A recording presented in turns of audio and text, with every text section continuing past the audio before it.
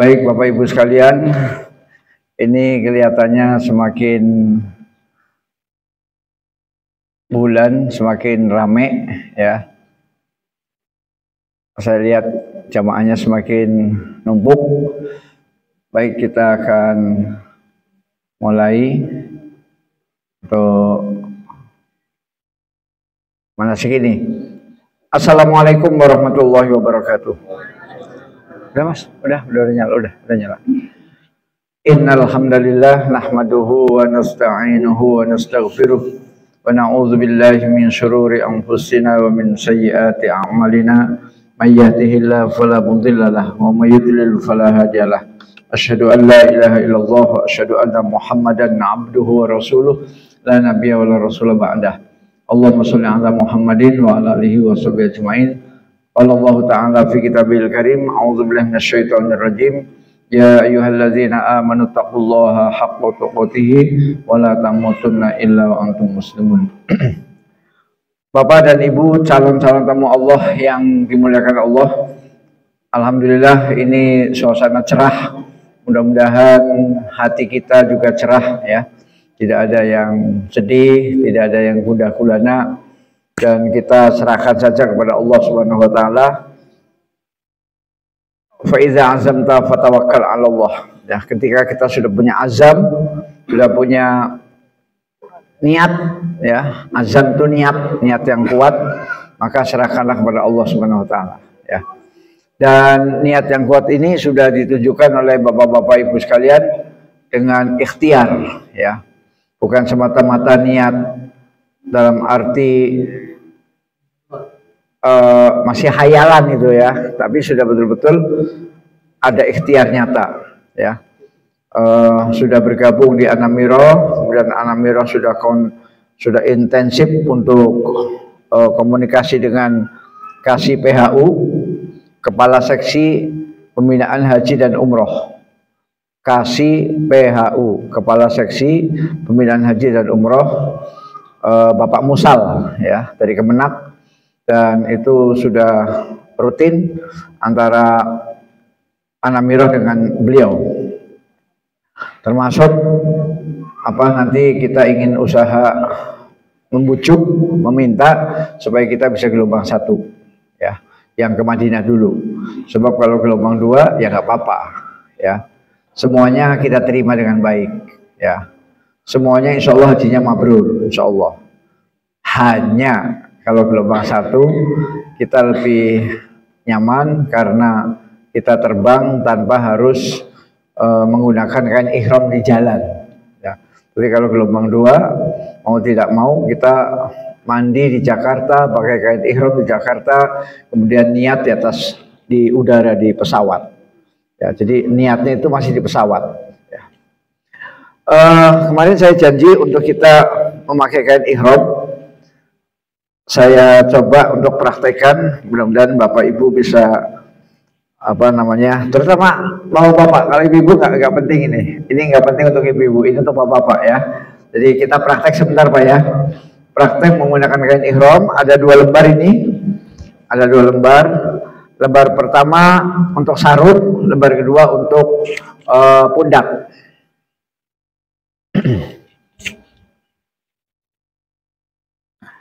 Yang untuk sarung ini memang cara memakainya harus khusus Pak. Kalau tidak khusus maka dikhawatirkan aurat kita terbuka ya. Nah bagi yang sudah haji, sudah umroh, mungkin pelajaran saya ini nggak perlu lagi ya. Ini terutama ini terutama untuk yang betul-betul pendatang baru ya, newcomer ya. Bapak Ibu sekalian, terutama Bapak-bapak ya. Jadi untuk memakai kain ihram ini yang terpenting yang untuk sarung ya, yang terpenting untuk sarung. Supaya karena kan kita tidak memakai daleman ya. Jadi kalau ini salah pakai kemudian sampai melorot kan bahaya ya, bahaya. Nah, jadi caranya begini Pak, ini kita lempar ke belakang dulu. Nah, ya kita lempar ke belakang, kemudian kita kempit pakai ketiak, pakai ketek ini. Kita kempit pakai ketek ya. Ketiak. Tentu kita makanya jangan di kamar mandi. Di kamar mandi ini kena najis nih, tuh lihat tuh. Ya, kena najis ya apa nggak sah ya. Kita makanya di kamar lah ya. Kemudian ujung dengan ujung dipertemukan. Tak. Nah, sudah ketemu, dipegang pakai tangan kanan. Ya. Nah, tangan kirinya di sini. Ya, jadi gini Pak ya. Ya Pak ya. Di ujung dengan ujung ketemu, dipegang tangan kanan. Paham Pak ya? Nah, setelah itu baru yang kiri dilipat. Yang kiri dilipat. Nah, yang kanan dilipat tapi harus meminta bantuan kepada pihak ketiga. Yaitu yang bagian dalam dilepas. Dilepas kemudian dimasukin. Tarik Mas untuk tarik. Ya, udah lepas. Jadi kan tadi 2 lembar Pak ya, 2 lembar. Yang bagian dalam kita lepas, kita minta tolong pihak ketiga. Kalau ibu, kalau bapak bisa istrinya ya untuk memasukkannya ke belakang sini. Jadi nanti di sini ada kayak kuncrit. Nah, kayak kuncrit ini. Kayak kuncrit ya. Nah, berarti kan tinggal 1 Pak, tinggal 1. Kalau tinggal 1 sudah tinggal lipat aja. Ya, lipat kayak kita pakai sarung aja. Ya, pakai sarung. Nah, gitu. Nah, itu caranya seperti itu. Ya. Insya Allah ini kalau kaki kita melebar, aurat kita nggak kebuka. Ya. Kalau kita jalan juga nggak kebuka. Ya. Paha terutama paha nggak kebuka. Ya. Begitu caranya memakai. Ya. Perlu diulangi apa udah ingat? Ulang. Ya. Nah, sekarang Pak, sekarang kalau kita asal-asalan, nah ini asal-asalan dulu nih. Sekarang kalau kita memakainya asal-asalan, nah ini asal-asalan nih. Nah, asal-asalan, nggak minta bantuan pihak ketiga, ya. Ya. Ini asal-asalan. Ya, asal-asalan. Itu kemungkinan kebuka, ya. Kemungkinan di sini bisa kebuka ininya, ya. Jadi peluang untuk kebuka pahanya, peluangnya itu besar, ya. Tuh, ya, paha. Padahal kan paha harganya mahal, ya. Jangan diobral, Pak, nggak boleh. Nah, jadi bedanya tipis saja kalau dengan tadi. Ya, jadi ya pokoknya langsung kita ke belakang ini Pak ya, ke belakang, ya. Kemudian kita jepit pakai ketiak, kemudian kita pertemukan ujung dengan ujung kita pertemukan. Kita pegang tangan kanan, ya, pegang tangan kanan. Ya, kan jadinya begini kan. Yang kiri nggak ada ujungnya, yang kiri, ya. Ya kan? Nah, bedanya dengan asal-asalan cuma yang selembar terakhir tadi, Pak. Ya. Kita kan yang kiri dulu nih, kiri nih. Set, ya, kiri. Nah, ini kan kalau kita asal-asalan langsung begini, langsung. Nah, supaya tidak asal-asalan, ini kita minta tolong istri atau kawan supaya yang ini dimasukin ke belakang. Nah, ya, dimasukin ke belakang tuh, lihat tuh, ya, paham Pak ya? Yang selembar bagian dalam, bagian luar tetap kita pegang, terus tutup begini, terus pakai sarung biasa, Nah, ini kencang banget Pak, insya Allah. Ini tarik ke bawah juga susah, ya, tuh kuat. Selebar apapun kaki kita melangkah, paha kita tertutup, ya. Kita jalan, juga pahanya tetap tertutup. Paha tetap tertutup. Nah, itu prinsipnya, Ya. Iya, yang ekornya ini boleh juga dimanfaatkan untuk pegangan istri itu ya. Kalau kita tawaf berdua ya boleh. Kalau saya enggak, soalnya takut ketarik-tarik, takut lepas itu. Jadi kalau saya tawaf sama istri saya pegang. Cuma megangnya bagian sininya, bagian yang bagian yang ada kainnya saya pegang, ya. Tuh, soalnya di sana tuh manusianya kan ratusan ribu, Pak. Bahkan kalau di total kan jutaan. Jadi kalau kita nggak pegang istri itu lepas. Jadi dan apalagi orang-orang luar negeri itu banyak yang pokoknya dari luar negeri itu cukup lumayan ganas-ganas, ya. Mereka kalau misalnya datang nyeruduk gitu, Pak, nyeruduk, sehingga kalau suami istri nggak pegangan lepas nanti masuk agak jauh, Pak, agak jauh, ngejarnya susah. Tuh, jadi sebaiknya istri kita dipegang, ya megangnya bagian sininya lah, bagian yang ada kainnya, ya, bukan pegang begini, bukan, ya. Walaupun itu tidak batal, ya, tidak batal. Tetapi sebaiknya tidak. Jadi pegangnya yang ada kainnya, ya. Jadi orang-orang luar negeri itu cukup ganas. Dari Afrika juga sama, Afrika dari India sama. Mereka nyeruduk gitu, dan mereka itu satu rombongan mereka gandengan tangan, Bu. Mereka dari luar itu, mereka misalnya 7 orang, Bu, ya, 7 orang itu gandengan tangan. Langsung nyeruduk gitu. Nah, kita kaget juga, ya.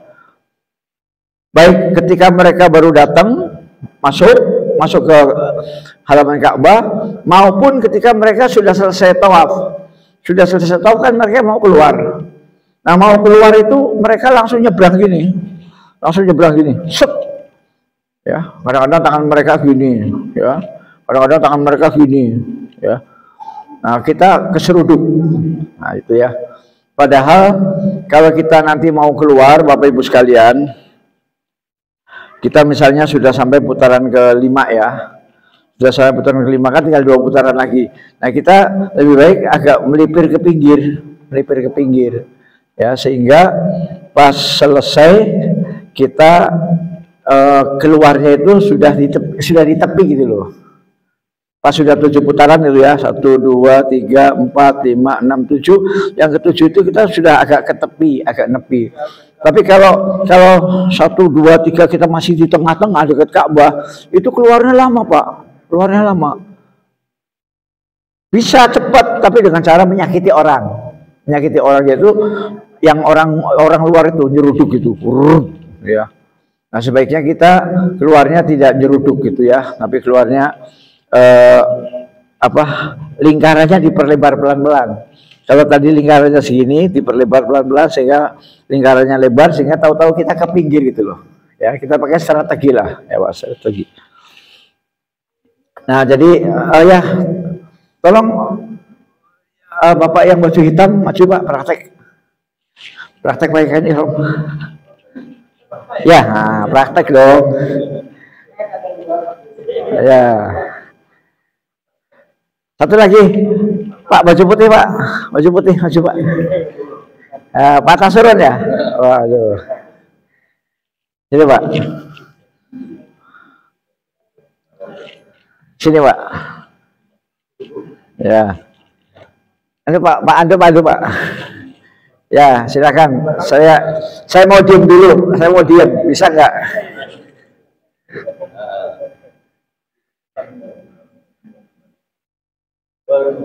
Waalaikumsalam warahmatullahi wabarakatuh.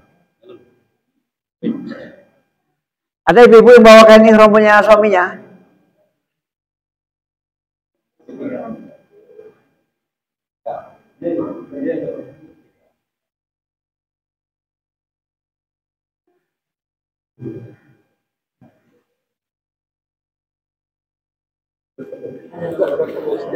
Nah, ini mau tidak mau harus dibantu oleh orang lain ini.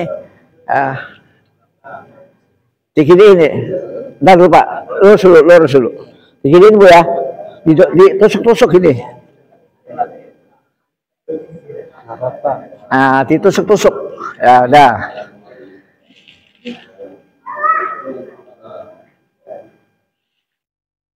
Nah, coba kakinya melebar Pak, melebar. Lagi lebar. Nah, kan auratnya nggak kebuka. Ya, bagus. Udah berhasil Pak, udah berhasil. Bapak mau nyoba semua atau cukup ini dulu? Cukup ya. Nanti kita praktek di Islamik, insya Allah bareng-bareng ya. Ini namanya demo.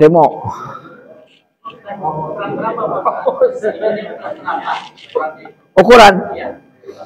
Tidak ada ukuran. Pokoknya kalau Bapak bodinya gede tinggi, nggak ada ukuran. Mau nyoba? Nyoba. Pokoknya ukurannya normal kok Pak, standar. Ya ukurannya standar. Kecuali orang yang badannya gede banget itu nanti minta yang jumbo. Nah kalau kita ini standar. Ayo Pak. Ya. Oh sini aja. Sini Pak, maju Pak. Ya. Saya mau lihat dulu. Nah, jelas jangan di kamar mandi Pak ya. Kalau di kamar mandi kan ini najis ini.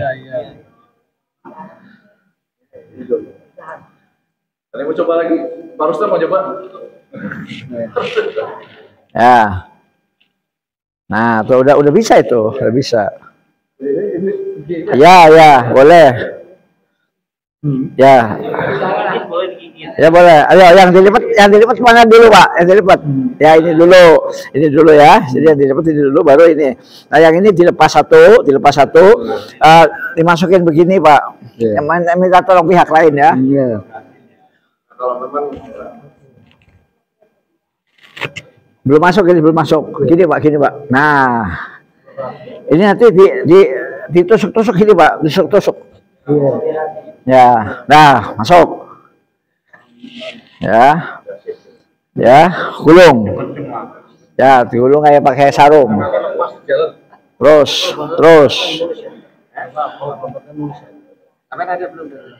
Nanti ada sabuk juga, ada sabuk Pak. Boleh, sabuknya khusus. Ya, nggak berjahit. Nah, kakinya lebar Pak, lebar. Terus yang lebar lagi.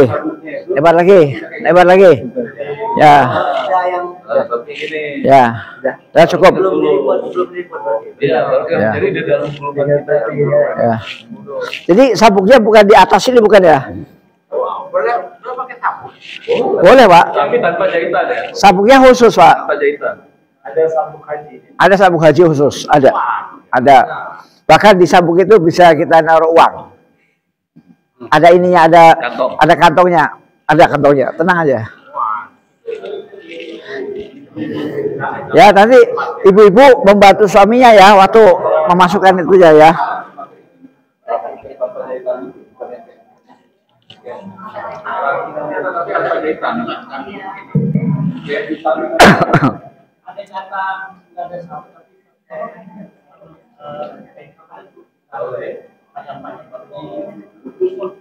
Putus Pak, itu gak bagus, sabuk aja lah. Orang sabuknya murah banget kok Pak, murah sabuknya. Murah, harga sabuknya itu murah. Jadi kita beli aja, ya murah kok, nggak mahal nggak. Nah sekarang yang atas, Tadi sarung Pak ya, sekarang atas.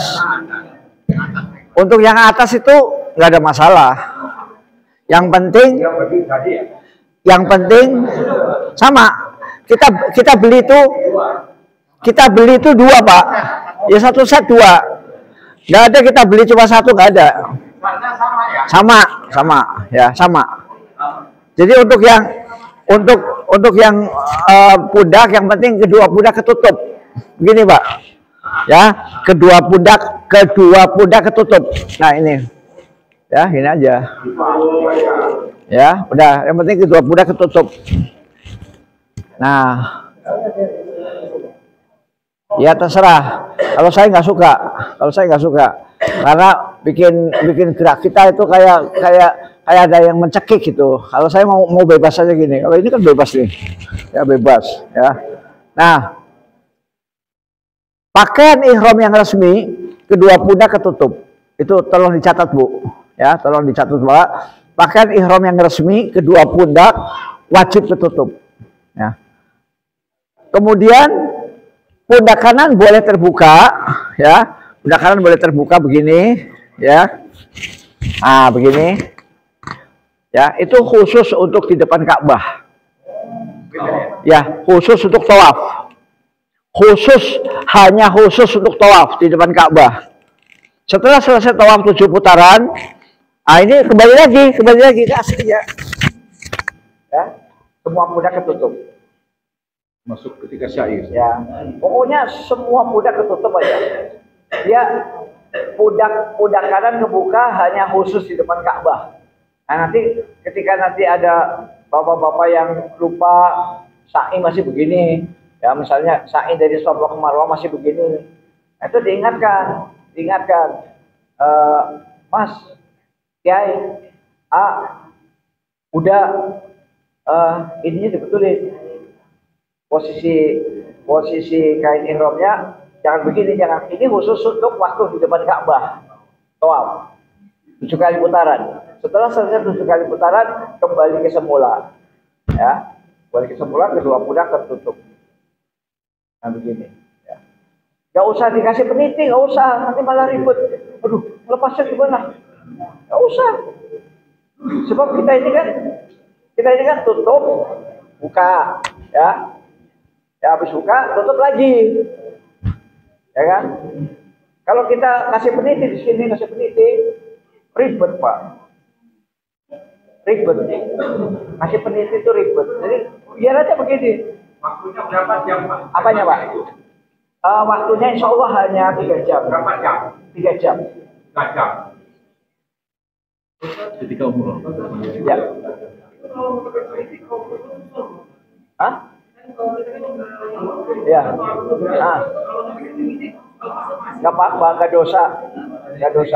Jadi misalnya kita lagi sholat ya, tahu-tahu lepas gini ya, lepas begini, nggak apa-apa, sholat aja, Allah, nggak apa-apa. Ya, yang penting catat Pak, catat. Yang penting pusar nggak boleh kebuka.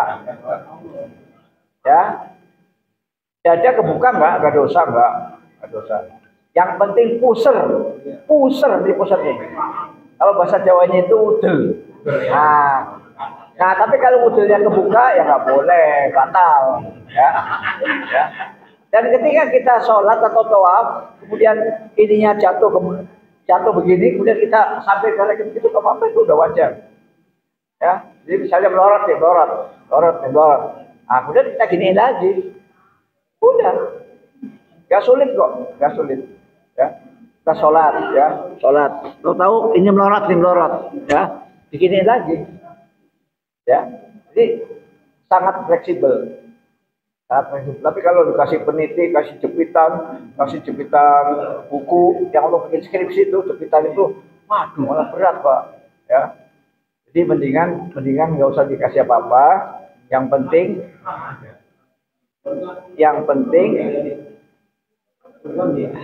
nah,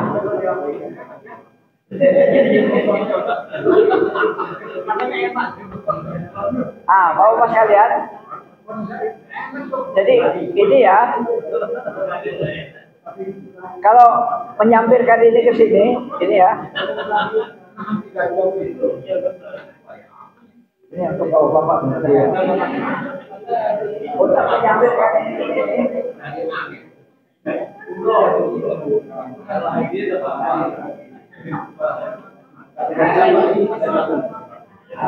Kita dengarkan dulu Pak. Semua pertanyaan Bapak sudah terjawab. Nah, jadi untuk menyampaikan ini di sini, itu karena kita jangan bikin buruk begini Pak. Buruk tidak tidak.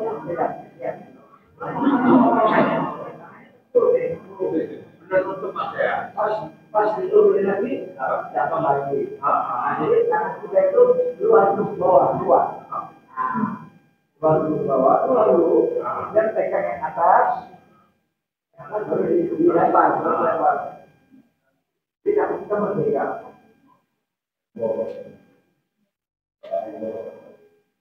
Ya. Jadi kalau kamu kalian Tuhan,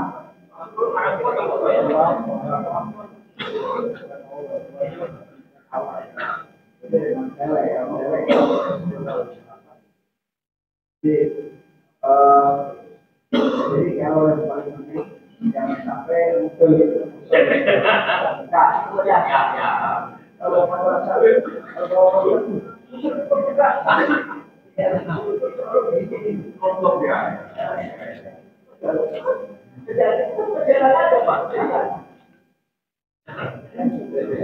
kerjaan kita semua jalan, Pak. Ya, jalan aja. Iya. Kemudian nanti di sa'i kita lari sedikit lari.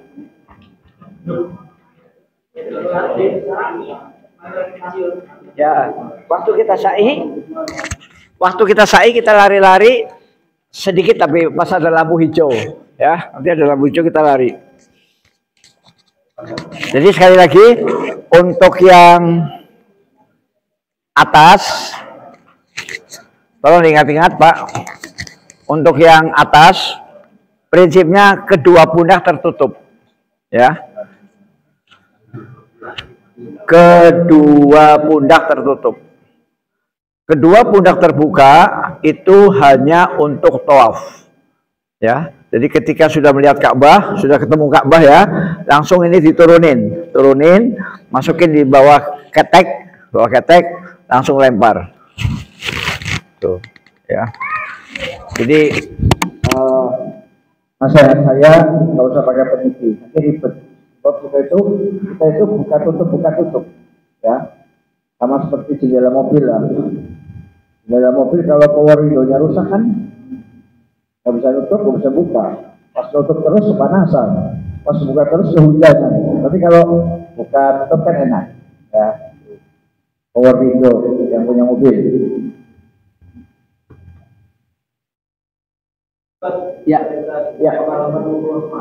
Ya. Ada mengganti CD. Oh ya.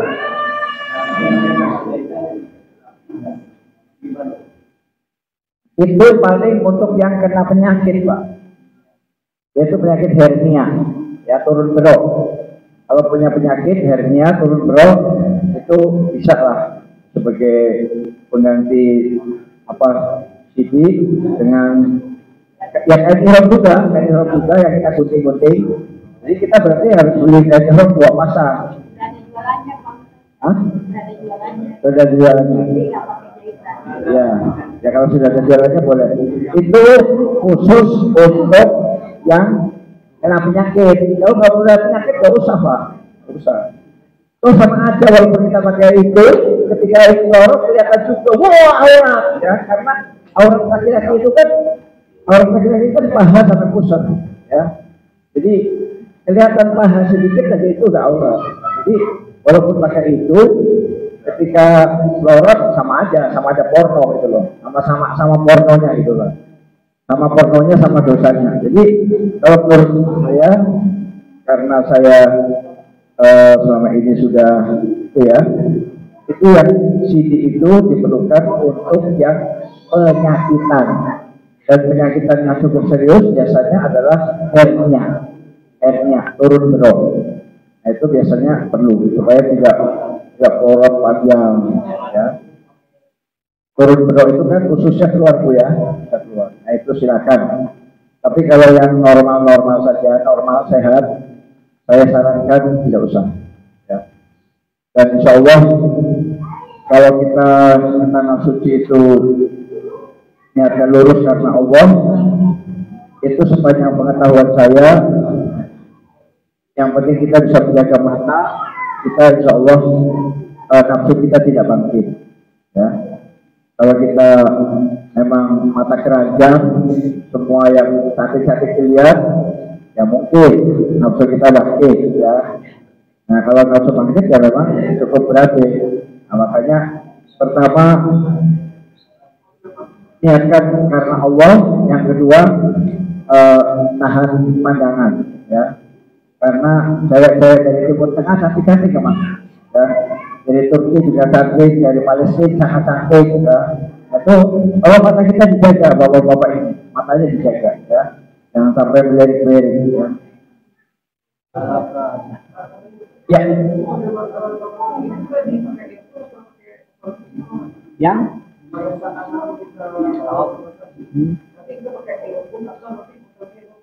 ya, sebenarnya untuk gini ya Pak ya, nanti saya bicarakan lebih lanjut Pak ya.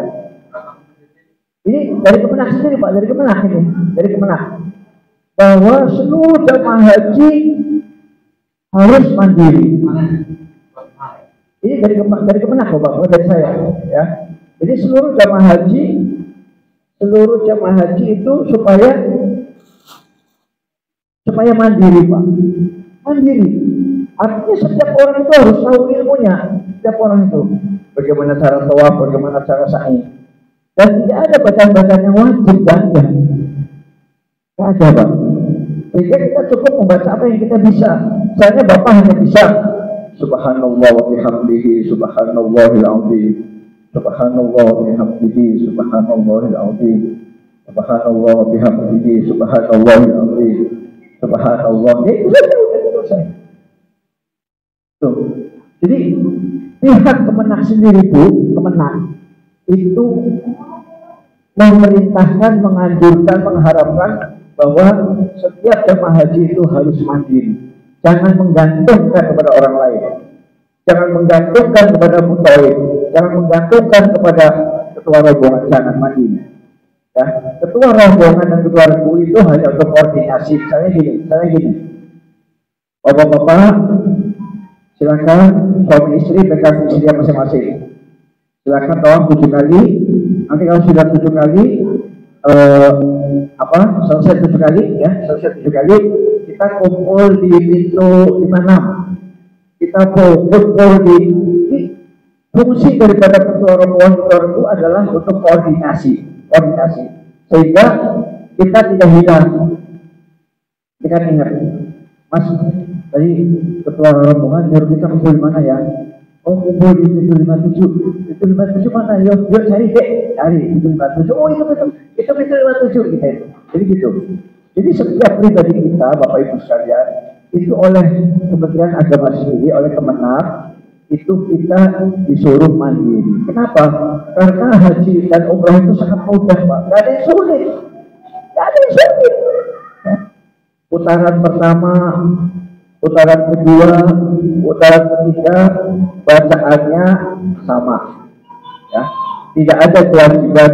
Putaran pertama harus baca ini, putaran kedua harus baca ini, putaran ketiga baca ini. Tidak ada kewajiban seperti itu, tidak ada. Ya. Jadi seluruh putaran bacaannya sama. Tergantung kita masing-masing. Misalnya kita bisa tasbih agak panjang, Subhanallah, walhamdulillah, wala ilaha illallah, Allahu akbar. Subhanallah, walhamdulillah, wala ilaha illallah, Allahu akbar. Boleh? Misalnya kita mau ngaji, baca qul, boleh. Ngaji boleh, Pak. Bismillahirrahmanirrahim.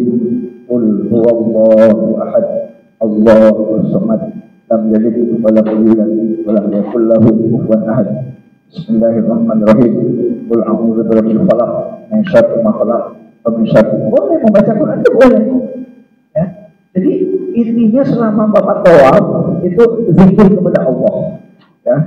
Dan zikirnya itu tidak diwajibkan harus putaran pertama baca ini, putaran kedua baca ini, putaran itu tidak ada.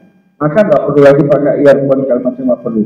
Nah, seandainya kita pun terpisah dari putaran tidak ada masalah. Yang penting koordinasinya pasti. Ya, yang penting koordinasinya pasti. Saya begini.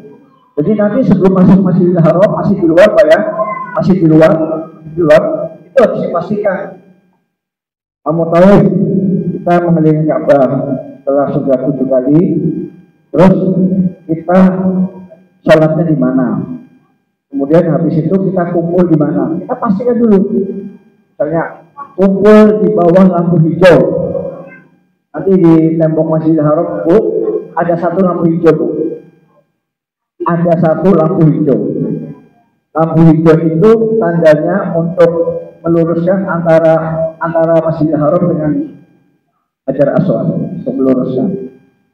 Ya, jadi Masjidil Haram kan melingkar, Bu ya, melingkar.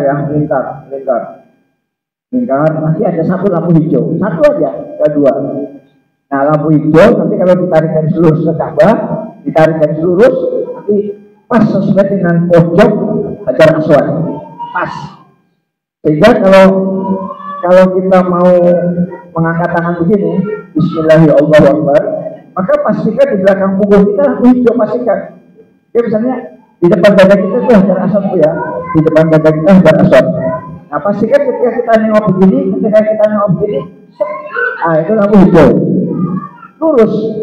Jadi dada kita lurus dengan Hajar Aswad, punggung kita lurus dengan lampu hijau.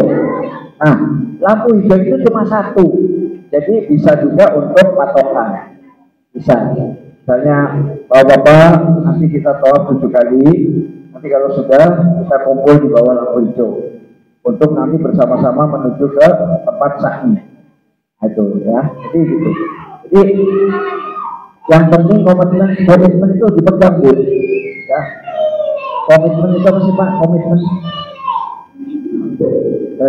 kesepakatan, ya. Kesepakatan dipegang. Nah, tugas ketua rombongan, tugas ketua regu mengecek anggotanya. Ya. Nanti kan ketua rombongan tinggal panggil ketua regu. Coba ketua regu kumpul. Ketua regu A komplit, anggota kurang satu, Pak. Tunggu sabar. Ketua regu B komplit 10 orang. Ketua regu C komplit 10 orang. Ketua regu D kurang 2. Tunggu. Kita yang sudah selesai tawaf, karena mungkin banyak anak-anak muda ya, Pak, saya sudah selesai dari tadi, Pak. Oh, saya masih nunggu nih. Ya sabar dong, sabar. Jangan buru-buru ini. Yuk kita sa'i yuk, jangan. Sabar menunggu komplit seluruhnya. Setelah kelompok A anggotanya utuh 10, ada kelompok B utuh, kelompok C utuh, regu, makanya regu, Pak ya, regu A, B, C, D, maka utuh komplit, yuk kita langsung menuju ke tempat sa'i. Ya, jadi begitu. Jadi komitmennya kita pegang. Jangan sampai ada yang nyelonong. Aduh, lama banget ini nunggu bapak-bapak yang lansia. Ya, saya mau duluan. Jangan, Pak. Jangan. Nanti itu yang membuat jamaah jadi kacau. Ya, jamaah jadi kacau. Kemudian nanti ada yang macam-macam lah. Ada yang hilang, ada yang sandalnya putus, apalagi kalau wasofnya pagi, panas, dan segala macam. Akhirnya kakinya melepuh. Kami dulu tahun berapa ya? Tahun 2016 ada yang selesai tawaf itu jam 10, jam 11, sandalnya putus. Pas jalan, kakinya melepuh. Ya. Karena aspal di Saudi itu panasnya luar biasa. Nah, sementara dia mau ngambil sandal di masjid, dia nggak berani. Dia takut kepada Allah, ini bukan sandal saya. Jadi maka perlunya komitmen. Ya. Jadi antara ketua rombongan sama ketua regu kerjasama yang harmonis. Kemudian antara jamaah dan ketua regu harus patuh. Ya. Kalau ibu-ibu, bapak-bapak sudah dikasih tahu ketua regu, nanti kumpul di pintu 17, ya sudah pegang, kumpul di pintu 17. Jangan ada yang pintu 17, ada yang bawa lampu hijau, ada yang pintu 86, jangan, nanti kacau. Ya. Jadi itulah tujuannya koordinasi antara ketua rombongan, ketua regu.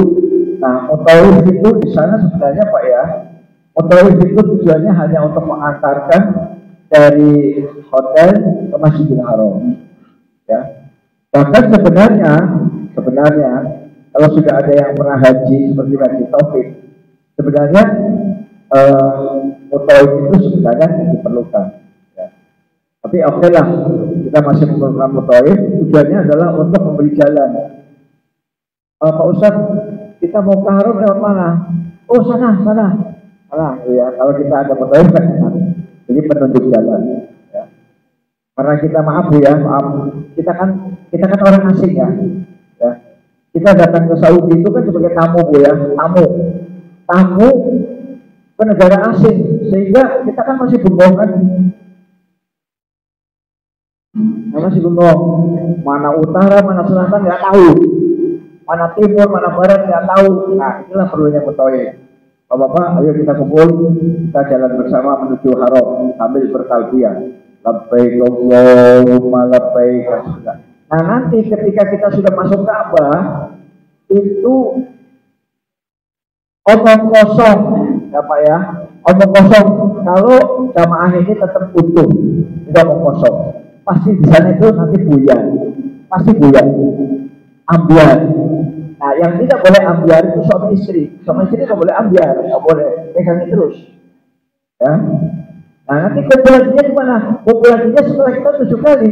Setelah 7 kali, 1, 2, 3, baru kita sholat 2 rakaat, kita akan makom Ibrahim. Setelah itu kita kumpul kembali. Nanti ketemu lagi, oh ketemu bapak ini, oh ketemu bapak ini, oh, nanti ketemu semua. Nah, jadi gitu. Jadi di dalam prakteknya tidak ada satu rombongan itu kemudian dari awal sampai akhir itu nggak ada, itu omong kosong. Pasti nanti buyan. Ya. Kenapa buyan? Pertama ada orang asing yang nakal, orang asing sebenarnya robot itu. Ya. Yang kedua, kita mutar itu Pak, mutar Ka'bah itu secara tidak sadar kita lama-lama mendekatkan Ka'bah loh. Kita padahal nggak niat mendekat loh, nggak niat, kita hanya muter aja Bu, muter aja, muter gitu ya. Tapi secara alamiah nanti tahu-tahu kita dekat dengan Ka'bah. Walaupun kita baru datang itu jauh dari Ka'bah, jauh dari Ka'bah. Kita hanya begini. Tapi setelah kita sampai putaran keempat, Ka'bah dekat. Dan itu secara alamiah Pak. Ya. Nah, itu juga nanti akan menyebabkan kita berpisah rombongan. Demikian juga kecepatan jalan. Ada yang jalannya begini, ya, ini ada yang jalannya begini. Ya, jadi semuanya akan terjadi variasi. Sehingga ada yang selesai duluan 7 putaran, ada yang terakhir nggak apa-apa. Ada masalah. Yang penting setelah semuanya komplit 7 kali, baru kita kumpul di tempat yang kita sepakati. Nah, untuk bapak kita yang sepuh ini, tentu ada ibu pendamping, ya, anak Bu ya. Pak siapa namanya? Ci Amin. Nah, Ci Amin nanti akan menemani siapa? Nah, yang penting ini bapak ya, ya. Berarti ibu sebagai anak. Nah, yang penting bapaknya itu tangannya pegang terus, ya. Jangan sampai lepas. Kan udah sepuh dan lansia, ya. Kalau bisa tawaf di lantai 1, di lantai dasar. Tapi kalau ternyata harus pakai kursi roda. Nah, kursi roda berarti harus ada yang dorong. Nah, yang dorong itu nanti kita harus membayar upahnya, ya. Bayar upahnya sekitar berapa Mas Dok? 200 ya. Oh, tapi musim haji kayaknya nggak dapat 200 real, nggak dapat. Mungkin sekitar 300 real lah ya, 300 real untuk upah dorong. Itu kenapa upah dorong ini mahal Bu? Karena yang pakai kursi roda tidak boleh tawaf di bawah, yang dekat Ka'bah itu nggak boleh. Yang kursi roda harus di dalam Masjidil Haram, di lantai 2, lantai 3. Dan lingkarannya lebar Pak, sehingga yang dorong itu capek, ya. Maka bayarnya mahal, ya. Tapi meskipun begitu cepat Pak, meskipun lingkarannya gede, ya. Tapi karena orang Arab itu sudah biasa makan kambing tiap hari kan makannya kambing terus. Apakah mereka itu tenaganya prima itu orang Arab. Beda dengan orang Indonesia, makanannya tiwul, makanannya nasi uduk yang nggak pakai telur, ya. Orang Indonesia makanannya nasi uduk nggak pakai telur, ya. Kalau orang Arab jangan tanya Bu, orang Arab itu luar biasa, akan ya, sehingga kita bayar kalau di musim umroh murah Pak, 200 rial dapat musim umroh, tapi musim haji nggak bisa, mahal harganya. Nah, jadi nanti terserah musyawarah aja. Kalau Bapak masih kuat jalan, jalan. Ya, kalau misalnya aku nggak kuat jalan dong, kakiku sakit semua, aku mau pakai kursi roda, pakai kursi roda. Kita tinggal kasih upah aja. Ya, dan itu di sana itu banyak sekali. Ya, ya nanti kita tawar-menawar saja, mau 200 atau 300 rial. Nanti bahasa Arabnya tinggal kita ajarin sedikit lah ya. Kalau 200 itu bahasa Arabnya apa, 300 bahasa Arabnya apa. Nah itulah perlunya mutawaif Bu. Mutawaif itu gunanya untuk melobi, menawar itu, menawar pendorong kursi roda. Jadi kalau mutawaif kan memang sudah melotok bahasa Arab Pak ya, sudah melotok. Sehingga dia bisa berargumentasi kepada si pendorong. Jangan itu segini aja, kasihan ini orang tua dari Indonesia, dari kampung, misalnya gitu. Nah, itu gunanya mutawaif. Gunanya mutawaif itu untuk melobi supaya tawar-menawar, supaya ongkos dorong kursi rodanya nggak kemahalan. Ya, meskipun di musim haji itu memang mahal. Jadi kembali kepada masalah ibadah, Pak, yang Bapak tanyakan tadi, itu tidak ada yang sulit. Bapak hanya baca Allah saja udah sah. Allah, Allah, Allah, Allah, Allah, Allah, Allah, Allah, Allah, Allah, Allah. Sah Pak, sah, diterima Allah. Ya. Jadi jangan takut, aku nggak apa lo doanya ini, nanti gimana, harus pakai earphone apa, harus pakai apa, nggak usah khawatir. Udah baca sebisanya. Masa kita dari kecil nggak bisa baca Al-Fatihah Pak? Kita dari kecil kan bisa baca Al-Fatihah saja. Bismillahirrahmanirrahim. Alhamdulillahirabbil alamin. Ar-Rahmanir-Rahim. Maliki yaumiddin. Iyyaka na'budu wa iyyaka nasta'in. Ihdinas siratal mustaqim. Siratal ladzina an'amta 'alaihim ghairil maghdubi 'alaihim waladdallin. Pokoknya baca sebisanya. Yang penting jangan baca yang ngawur. Baca yang ngawur misalnya kunci uang ribu. Ada berapa? Nah, itu nggak boleh, nggak boleh. Atau simsalabim ada berapa? Nah, itu nggak boleh. Bacalah yang ada di dalam Al-Quran. Meskipun hanya kulhu. Ustaz, saya bisanya hanya kulhu, nggak ada masalah. Dan tasbih saya kira kita insya Allah bisa lah ya. Tasbih bisa Bu ya, tasbih ya. Subhanallah walhamdulillah wa la ilaha illallah Allahu akbar. Subhanallah walhamdulillah wa la ilaha illallah Allahu akbar. Saya kira kita bisa. Jadi inilah yang kadang-kadang kita merasa ketakutan karena putaran pertama harus baca ini, putaran kedua harus baca ini, putaran ketiga harus baca ini. Nah itulah yang membuat kita akhirnya stres ya. Ustaz saya gak apa doanya, Ustaz gimana? Padahal semua doa-doa itu sunnah ya, sunnah. Yang wajib selama kita tawaf adalah berzikir kepada Allah, itu wajib. Bahkan kita bersolawat kepada Nabi boleh Pak, bersolawat kepada Nabi boleh ya. Kita ngobrol dengan istri aja boleh kok. Kita lagi tawaf kemudian ngobrol sama istri boleh. Yang penting ngobrolnya jangan berlebihan ya. Ngobrol yang penting aja, misalnya kita sudah dapat berapa putaran ya. Misalnya dia bilang 3, katanya udah 4 deh. Nah, ya. Yang penting obrolannya itu berkaitan dengan ibadah. Yang tidak boleh ngobrol itu sholat. Sholat nggak boleh ngobrol. Tawaf itu boleh. Tapi tentu orang yang tawafnya banyak ngobrol, dengan tawafnya yang banyak zikir, tentu pahalanya banyak yang zikir. Makanya ngobrolnya itu dikurangi, ya, dikurangi ngobrolnya. Jadi gitu Pak. Jadi tawaf itu gampang. Yang penting satu Bu, yang penting satu, selama tawaf itu tidak batal. tidak batal, tidak kentut. Nah kalau bapak kita kemudian terasa bes, ya, nah maka disitulah bapak harus gentleman.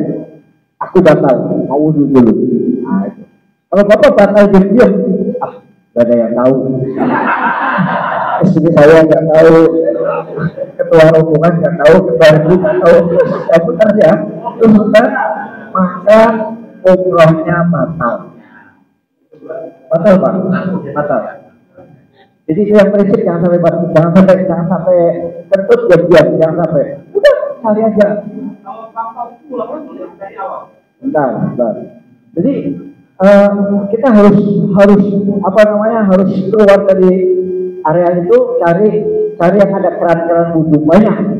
Kita tanya aja sama orang Arab situ. Wudhu, nanti dia tunjukin, ya. Nanti dia tunjukin, ya. Pas kita wudhu pak ya, kan tadi batal kan kentut kan.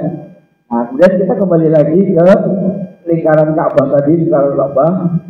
Tidak usah takut pak. Itu rumah Allah. Itu rumah Allah. Jangan takut tersesat, jangan. Masuk lagi ke lingkaran tadi, kemudian kita menambah kekurangannya. Jadi kalau misalnya tadi kita sudah dapat 3 putaran, ya 1, 2, 3. Nah, mau putaran keempat, tahu-tahu, nah maka berarti kita sudah dapat 3. Nah, berarti kurang 4. Ya. Jadi ketika kita habis wudhu, kemudian masuk lagi kita cari titik Hajar Aswad. Ya. Misalnya kita wudhunya di sana pak ya, kita wudhu di sana. Habis wudhu kita masuk, kita jalan dulu pak, jalan biasa dulu, belum dihitung belum. Jalan biasa sambil kita nyari mana ya Hajar Aswad ya. Mana ya Hajar Aswad? Oh itu, nah, ada lampu hijau pak. Tandanya ada lampu hijau. Oh itu lampu hijau. Nah, berarti kita sampai ke lampu hijau dulu. Dan kalau lampu hijau, kemudian kita begini, set, ya di depan kita Hajar Aswad, di belakang kita, di punggung kita lampu hijau. Nah, kita nambah kekurangannya tadi, kekurangannya 4. Nambah 4 lagi, 4 putaran lagi. Ya, jadi tidak dimulai dari 0, enggak. Ya. Jadi kalau kita batal di tengah jalan, tidak mulai dari 0 lagi, enggak. Tapi kita tadi dapat berapa? Oh tadi dapat 5 putaran, ini kurang 2. Tadi sudah dapat putaran 4, ini kurang 3. Tinggal nambah kekurangannya saja. Yang penting waktu kita nambah itu, kita mulai dari Hajar Aswad. Dan Hajar Aswad itu tandanya lurus dengan lampu hijau. Lampu hijau itu tandanya. Sehingga ketika kita habis wudhu, kita pede aja pak, datang aja ke tengah Ka'bah itu, datang aja, cek, sambil matanya lihat ini, mana si lampu hijau? Oh lampu hijaunya sini, ya. Misalnya lampu hijaunya udah dekat, alhamdulillah, ternyata lampu hijaunya di depan mata, enak kan? Tapi kalau misalnya lampu hijaunya di sana itu, ya kita harus jalan dulu pak. Jalan itu gak dihitung pahala enggak, ya jalan aja, ya keliling sampai ketemu lampu hijau. Nah, setelah ketemu lampu hijau, barulah kita angkat tangan, Bismillahirrahmanirrahim, lagi. Ya. Bacaan kita yang disunahkan itu biasa lagi bacanya sunnah, yaitu ketika di rukun Yamani pak. Di rukun Yamani, kalau memungkinkan kita menyalaminya. Menyalam itu memegang begini pak, memegang ini. Itulah satu-satunya bagian Ka'bah yang boleh dipegang ketika tawaf. Selain itu nggak boleh. Kalau bapak lagi tawaf, kemudian bapak pegang-pegang tembok, pegang-pegang dinding Ka'bah ini, maka tawafnya batal. Ya. Apalagi kalau bapak buka YouTube dari usaha itu sangat betul, ya. Pokoknya fikih Imam Syafi'i itu ketat dulu dalam masalah tawaf. Ya, misalnya kaki kita menginjak, kan Ka'bah itu kan nggak lurus begini pak ya. bawahnya itu nggak lurus begini, tapi ada semacam undak-undakan itu ya. Nah, kalau kita kakinya naik aja ke undak-undakan itu udah batal. Maka kita jangan pegang-pegang Ka'bah selama tawaf itu, kecuali yang diizinkan oleh Nabi. Yang diizinkan oleh Nabi itu adalah rukun Yamani.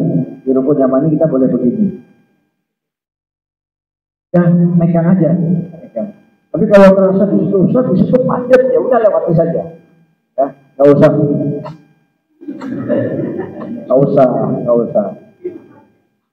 Ya, jadi dari rukun Yamani kita membaca Rabbana atina fid dunya hasanah wa fil akhirati hasanah wa qina adzabannar. Siapa yang belum hafal itu? Rabbana atina fid dunya hasanah. Katakan. Ya, nanti kita latih ya, Ya. Jadi itu kalau kita keliling Ka'bah 7 kali, ya. Nah, setelah 7 kali lengkap, kemudian kita sholat 2 rakaat di belakang Maqam Ibrahim. Maqam Ibrahim itu suatu tempat seperti seperti kurungan burung ya, seperti kurungan burung. Jadi di belakangnya kita sholat ya 2 rakaat. Rakaat pertama setelah Al-Fatihah kita membaca Qul ya ayyuhal kafirun. Qul ya ayyuhal kafirun. Itu rakaat pertama. Rakaat yang kedua setelah Al-Fatihah kita membaca Qul huwallahu ahad, Allahu samad, lam yalid wa lam yulad wa lam yakul lahu kufuwan ahad. Itu bacaan yang dibaca ketika kita sholat 2 rakaat, sholat sunnah tawaf ya di belakang Maqam Ibrahim. Nah, setelah itu baru kita kumpul di tempat yang sudah kita sepakati ya. Kita sudah kumpul. Nah, di situ kita sebenarnya idealnya betul sih kita perlu mencium Hajar Aswad, tapi masya Allah sangat sulit. Jadi untuk mencium Hajar Aswad ini mohon untuk tidak dilakukan. Karena itu kita bisa berjam-jam di situ dan mungkin badan kita bisa remuk Pak, karena harus dipres badan kita, dipres Pak, dipres. Yang ngepres siapa? Yang ngepres manusia. Dari Afrika, dari Uighur, dari Turki, dari Irak. Orang Irak itu tinggi loh Pak, orang Irak itu. Ya, badan kita dipres itu takutnya dada kita remuk. Saya jawab itu hampir mati Pak. Itu akhirnya ada mundur lah. Ya, saya nggak berani melawan arus. Ya. Jadi untuk mencium Hajar Aswad nggak bisa, sangat sulit. Ya, jadi makanya yang untuk mencium Hajar Aswad nggak usah. Kita cukup diganti dengan angkat tangan. Bismillahirrahmanirrahim. Nah, nanti yang ada anjurannya yaitu kita doa ke Multazam. Multazam itu mana?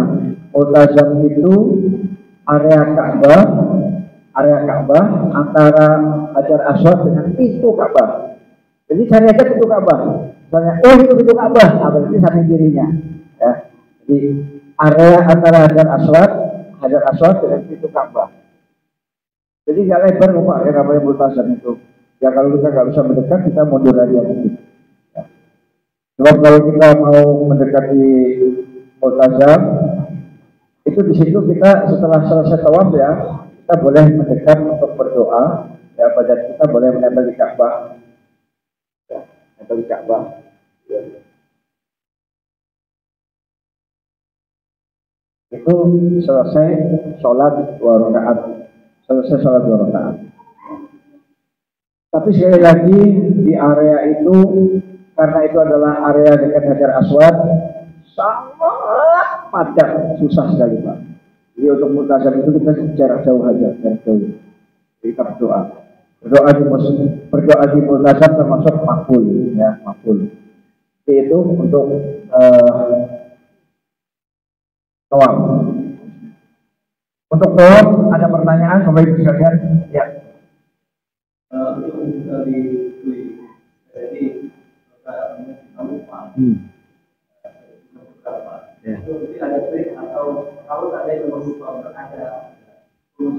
Ya.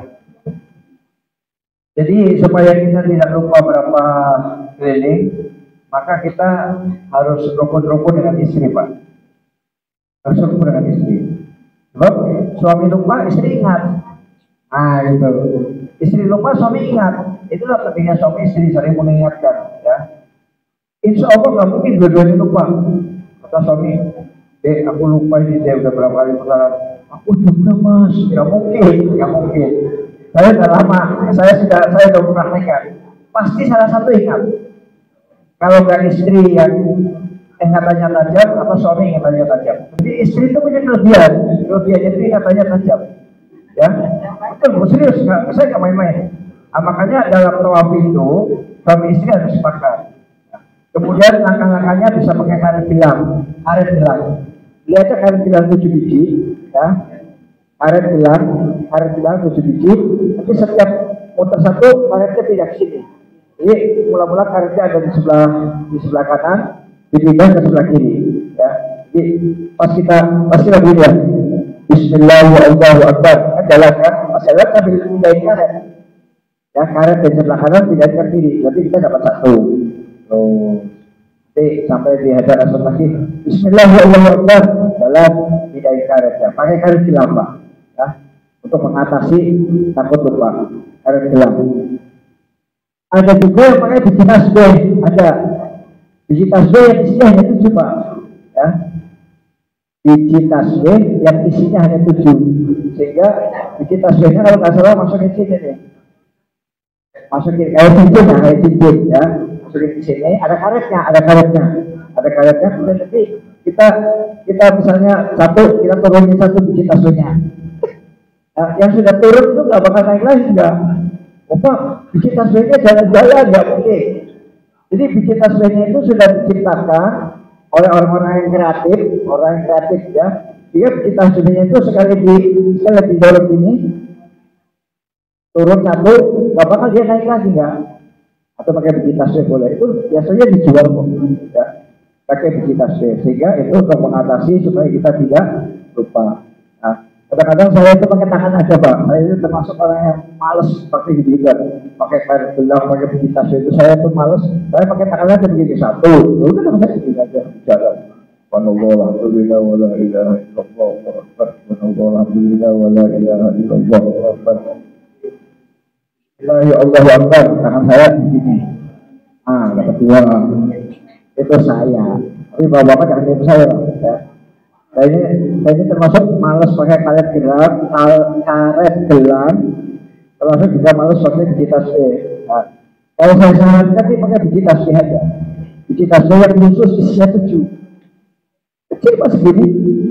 Ini ada karetnya, terus dipakai di sini.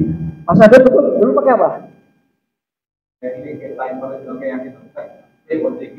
Oh, yang ceklek.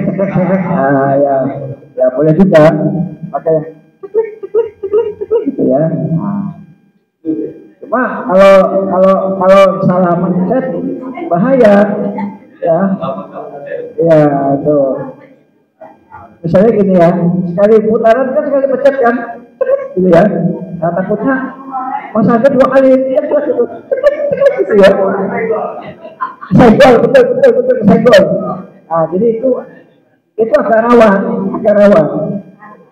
Yang paling aman karet gelang itu paling aman. Ya, nah itu.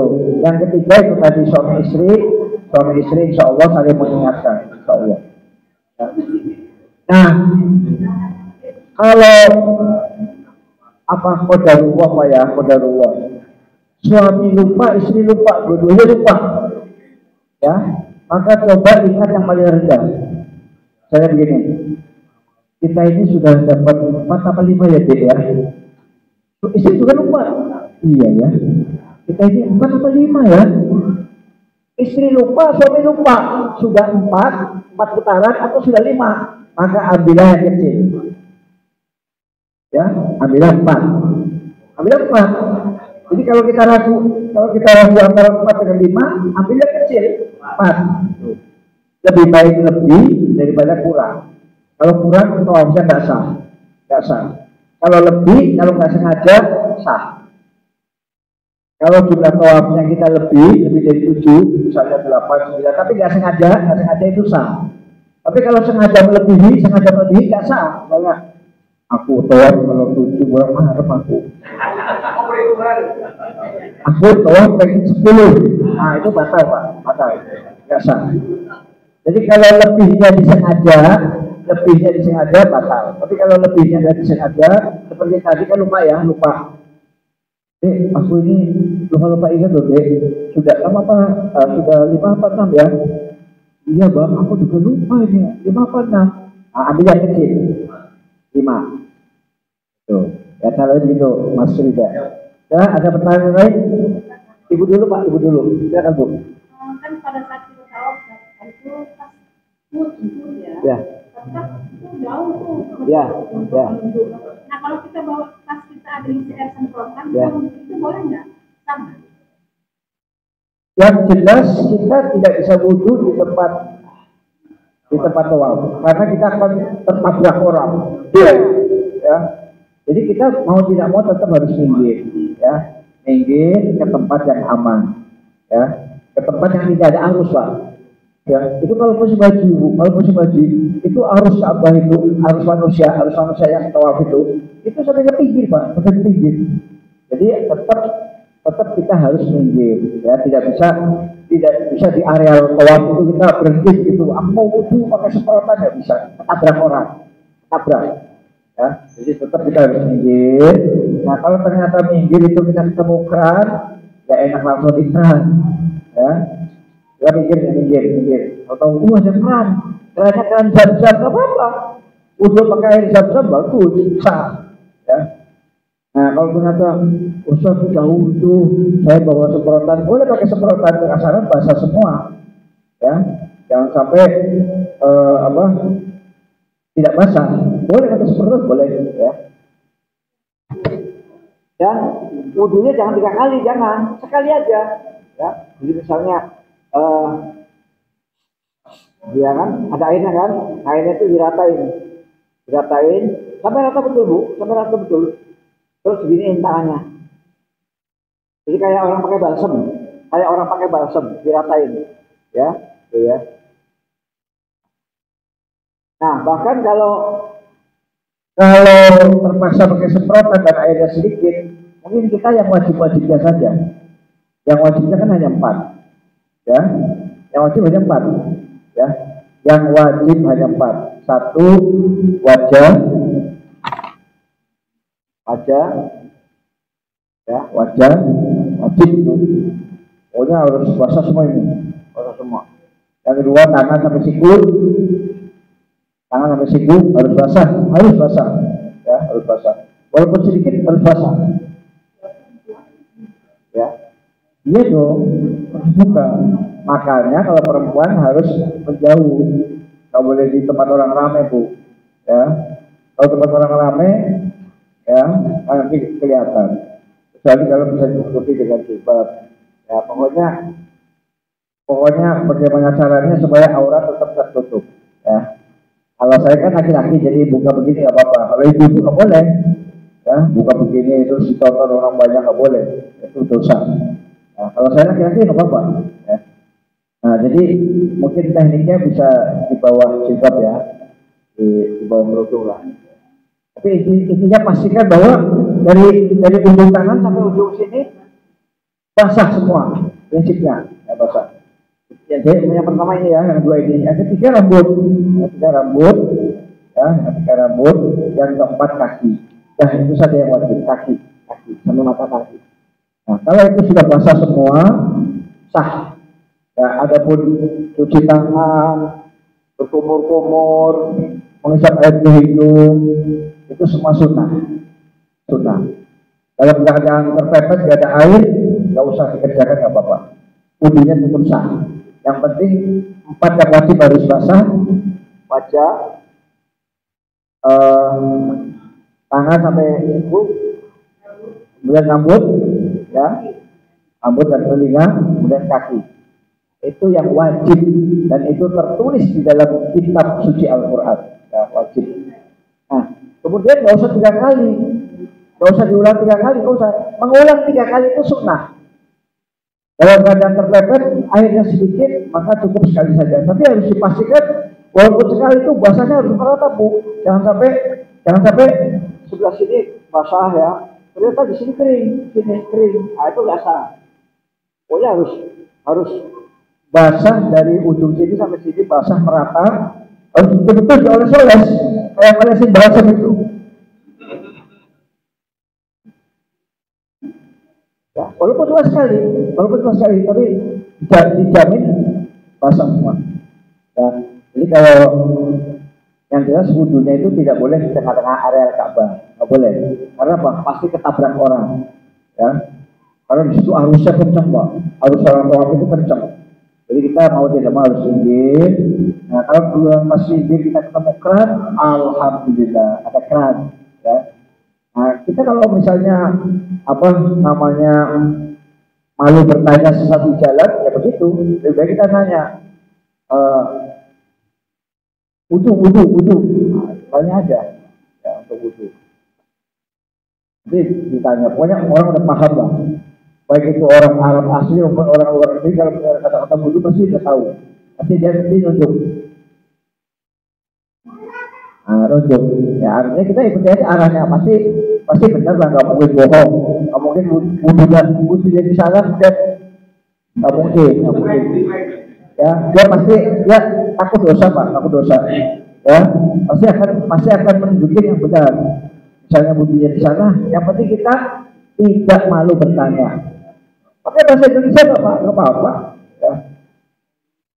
Saya mau wudhu. Nah, yang penting kata wudhu jangan hilang. Ya. Tuh, dan orang Arab tahu kok. Ini begitu banyak, Bu ya. Jadi boleh pakai semprotan, boleh. Tapi dijamin basah, ya. Ya, boleh dijamin basah. Dan kalau memang semprotannya itu isinya sedikit, ya berarti tidak usah diulang 3 kali, nggak usah diulang 3 kali. Kemudian yang penting semuanya basah, dioles-olesin begitu. Ya, dijamin semuanya, semua kulit yang wajib basah harus basah. Ya. Dan cukup 4 saja, yang sunnah-sunnah nggak usah. Seperti berkumur nggak usah, kemudian menghisap air itu nggak usah, kemudian mencuci tangan sampai pergelangan nggak usah. Itu semuanya sunnah. Mengulang 3 kali itu sunnah, ya juga nggak usah. Ya, karena keadaan apa darurat. Ya. Tapi kalau airnya banyak ngucur, ya itu silakan dijaga. Itu ya, silakan Mbak.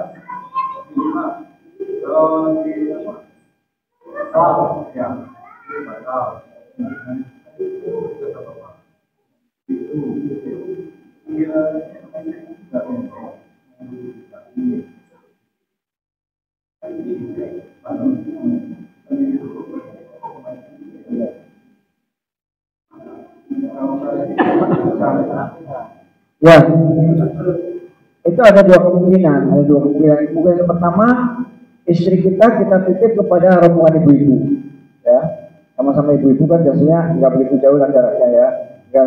Bu, titip Bu, ini istri saya mau wudhu. Nah, jadi itu kemungkinan pertama, istri kita titipkan kepada sesama ibu-ibu, ya, sesama ibu. Dan nanti kan kelihatan sih ada Mas Ando waktu tawaf kita nggak pakai sal kayak ibu-ibu pakai ya, nah berarti enak. Jadi tinggal kemungkinan pertama istrinya kita titip, artinya tetap jalan ya, ikutin ibu-ibu. Ya yang penting 7 kali putaran lah tuh. Kalau sudah 7 kali putaran kita aman ya. Tapi kalau misalnya, ibu-ibunya jauh, mencar, ya boleh dipikirkan sementara nggak apa-apa. Jadi istirahat sebentar, tawaf itu nggak apa-apa, yang penting jangan lama-lama. Jadi dari bapak mau wudhu kan, wudhu kan paling juga 5 menit lah, ya, jadi nggak apa-apa boleh. Jadi ada 2 kemungkinan. Kemungkinan pertama istrinya dititipkan kepada sesama rombongan yang salnya sama, yang kode-kodenya sama, punya anak miroh. Dan kemungkinan yang kedua, ya disuruh minggir duduk di mana. Itu juga harus betul-betul diingat-ingat Pak, karena Masjidil Haram itu kan gede banget Pak, sehingga saat kita naruh istri, kamu duduk sini ya, abang mau ke sana mau wudhu, pas kita datang lagi Mana istri saya? Itu seringnya indah Bu. Betul nggak bohong? Seringnya indah. Perasaan tadi istri saya di sini. Itu tidak ada. Nah, itu sering kejadian seperti itu. Ya. Dan itu nggak ada yang salah, nggak ada yang salah. Bapak nggak salah, istri juga nggak salah. Perbanyak saja istighfar, perbanyak istighfar. Astagfirullah, astagfirullah, astagfirullah, astagfirullah, ya Allah. Bismillahirrahmanirrahim. Istighfar. Nanti insya Allah ketemu lagi, nggak hilang ya. Jadi yang jelas fenomena di Masjidil Haram itu fenomenanya unik Pak, unik. Saya aja pernah ya naruh sajadah, kemudian habis itu saya ngetop, saya wudhu. Pas saya balik lagi saya bingung, apa sajadah saya nggak ketemu. Astagfirullah, padahal di situ ada sandal, ada bekal-bekal kurma. Alhamdulillah tas kartu enggak, ya. Tas leher enggak, tetap nempel di badan. Kalau sampai tas leher naruh di sajadah, kita pergi wudhu, insya Allah hilang. Insya Allah hilang. Jadi yang namanya tas leher itu harus tetap nempel Bu, tetap nempel. Yang boleh ditinggal itu yang kurang berharga, ya seperti sajadah. Tapi harus ikhlas kalau hilang, ya. Kita nggak bisa kayak di Indonesia, nggak bisa. Misalnya kita bilang sajadah dengan catatan ya di tempatnya orang lain, nggak bisa Bu, nggak bisa. Pasti di tempatnya orang lain. Sajadahnya disingkirkan, sholat. Jadi kalau kita lagi nunggu sholat atau tahu batal, kita lagi nunggu sholat nunggu sholat, nunggu azan. Terus kudu kentut, ya udah kita angkut semuanya, sajadahnya, sandalnya kita angkut semua. Kalau kita letakkan di situ, itu nanti disikirkan orang. Akhirnya kita habis wudhu, kita nyari mana ya tadi tasnya sudah mana ya? Udah cicip, udah ketemu. Saking gedenya Masjidil Haram Bu. Ya. Dan di situ tidak ada, kalau bahasa Jawanya itu temer. Nah, temer itu penanda. Nah, misalnya tembok ini, tembok. Itu kan sebagai penanda. Oh, saya naruh sandal di tembok ini. Enak kalau ada tanda. Kalau Masjidil Haram kan lapangan luas. Jadi kalau kita naruh sajadah, kemudian kita tinggal pergi, insya Allah hilang. Ya. Maka kalau kita nunggu sholat, kemudian tahu-tahu kentut, ya semuanya angkut semua. Sajadah, sandal angkut, bawa lagi ke tempat wudhu. Ya, itu tekniknya begitu. Kalau enggak hilang Pak. Ya. Kecuali kalau ibu ikhlas, hilang nggak apa-apa lah, cuma sandal ini. Terus sajadah murah, sajadah tipis, ya nggak apa-apa. Ya kalau sudah ikhlas nggak apa-apa. Ya. Nah, jadi ini udah jam 11, jadi kita udah sampai tawaf. Nanti untuk sa'i, insya Allah minggu depan. Ya, sa'i ini bacaannya agak panjang dikit. Ya, nanti difotokopi sama Mas Ado bacaannya. Ya, yang penting kita ngerti alif bengkok. Ya, yang penting kita dari kecil sudah pernah ngaji.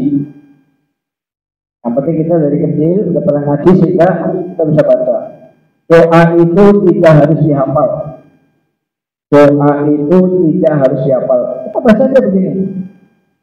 Allahu Akbar, Allahu Akbar, Allahu Akbar. La ilaha illallah wahdahu la syarikalah. Lahul mulku wa lahul hamdu wa huwa ala kulli syai'in qadir. La ilaha illallah wahdahu la syarikalah.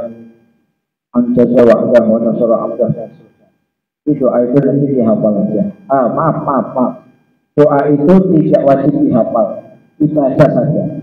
Dibaca, dan nanti ada yang mau kita bagikan yang tidak mengatung ya. Tidak mengatung, kemudian kita taruh di leher kita untuk dibaca. Jadi yang bacaannya agak banyak cuma sa'i aja Pak. Sa'i. Kalau tawaf itu Bapak nggak baca apa-apa sah. Ya. Kalau Bapak hanya baca Allah sah. Kalau baca kulhu sah. Kalau baca Fatihah sah. Baca tasbih yang pendek, subhanallah bihamdihi, subhanallahil azim, subhanallah bihamdihi sah. Pokoknya sah semua, ya. Jadi yang penting, tapi kalau kentut biasa Pak, misalnya, Ustaz, saya bacaannya sempurna, putaran pertama ini, tapi saya kentut, batal. Ya. Kunci utama itu jangan sampai kentut, ya, jangan sampai kentut. Saya kira untuk tawaf sementara cukup Pak ya. Jadi untuk minggu depan kita bicara tentang sa'i, kemudian minggu depannya lagi baru kita berangkat ya.